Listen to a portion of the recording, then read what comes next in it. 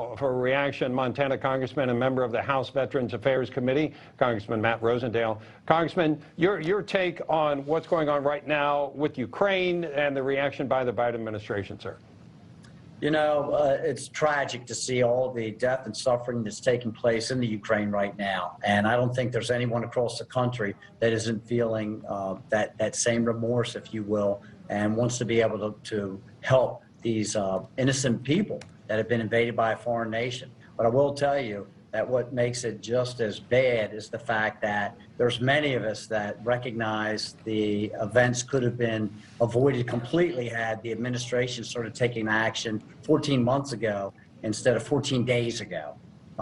We should have taken economic sanctions and put them in place. We should have never gone along with the final permitting of the Nord Stream 2 pipeline. All of these things continue to build up Russia's economic strength through their energy resources.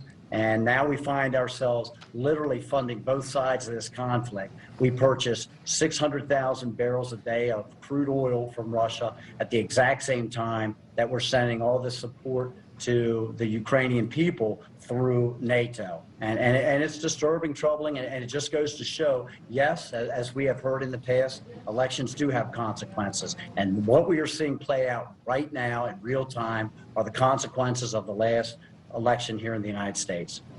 You know, I know it's much more complicated than just, shutting down Russian oil, but to any person sitting at home, you look at that and we're funding Putin's war against Ukraine. That alone just doesn't make sense to people.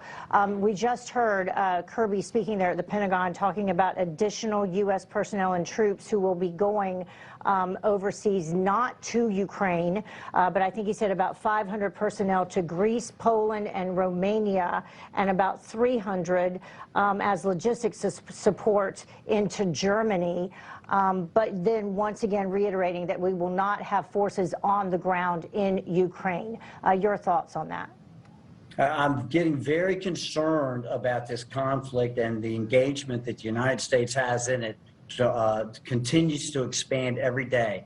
And when you hear the reports that they're considering blocking the airspace over Ukraine, whether we're involved in that or whether it's NATO allies that are involved in that, it is drawing us dangerously close to a war situation that I do not believe the United States should be engaged in. I voted against that resolution last week. The reason I voted against that resolution to support Ukraine is not that I don't think that the Ukraine and those people are suffering dramatically, but what I don't believe is that we should just sign off on a resolution for the President of the United States to have unlimited military, monetary, and humanitarian support, the ability to expend that.